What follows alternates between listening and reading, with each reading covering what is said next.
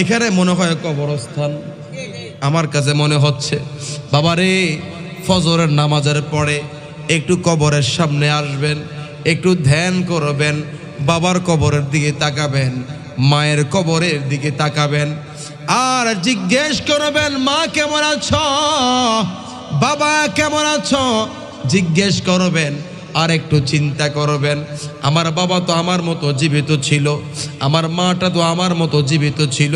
একটু চিন্তা করবেন, এই শক্তিরামপুর গ্রামে কত কবরস্থান, একটু বিভিন্ন কবরস্থানে যাবেন, একটু চিন্তা করবেন, এরাও তো আমার মতো জীবিত ছিল, আমার মতো ব্যবসা করেছে, আমার মতো হেঁটেছে, আমার মতো চলেছে, আমার মতো ব্যবসা বাণিজ্য করেছে, তিনারা আজকে কবরে চলে গেছে, একদিন তো আমিও কবরে যেতে হবে। কথা বলুন ঠিক কিনা?